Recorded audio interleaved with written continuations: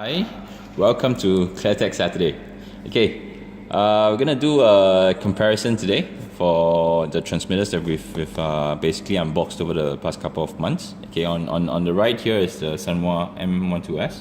Okay, and on the left is the Futaba 4PXR. Basically both the flagship model transmitters from both manufacturers. Okay, we're just gonna turn this over and have you look. Let you have a look at the front and how they look like. And before we turn it on, okay, Sanwa, very simple looking design. Okay, even the screen itself just looks like a very basic light, pretty much like an old Nokia phone, if you guys remember how they look like. Okay, so Futaba, when turned on, looks like a smartphone. Spectacular chrome finish. Okay, aesthetically wise, I guess I don't have to say which one looks better. Okay, so we're just gonna move forward and talk a bit more on the design. Okay, if you look at the 4PXR itself, it's been very well ergonomically designed. Okay, look at how it rests and sits well on the third finger itself. So this works very well for you. I mean, for us, when we use this for extended period of time on the with our fun on the drift track with the cars and all that. Okay, so the turn is here. So aesthetically looks good, ergonomically looks good. Very important thing, it's very light.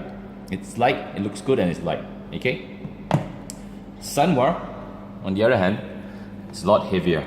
Okay, it feels a lot heavier. So if you're gonna hold this for a longer time, you know that you find that it's more tiring. Okay, and if you look at how it's been designed and this part itself, it doesn't sit very well on that third finger itself.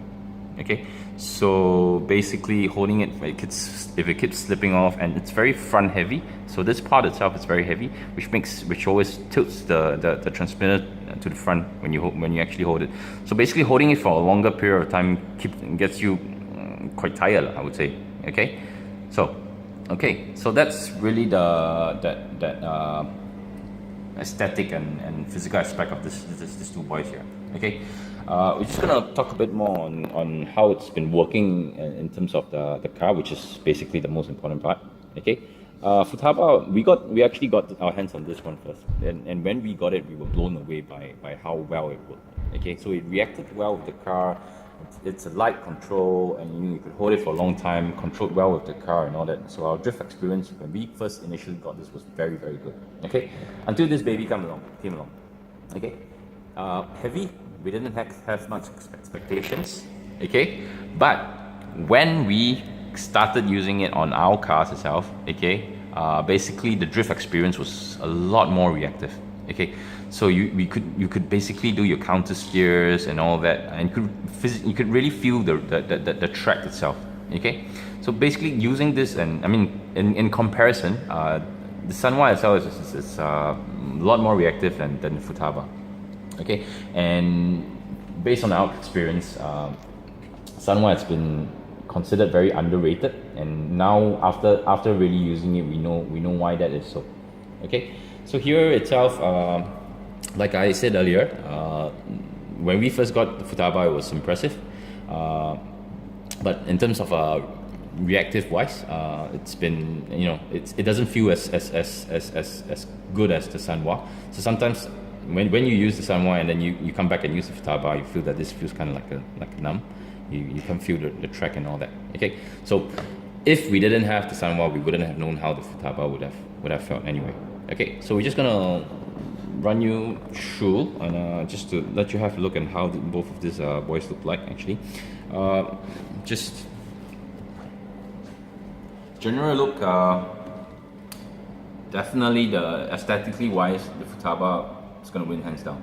Okay, but usage wise, in terms of control, this one is better, but more tiring.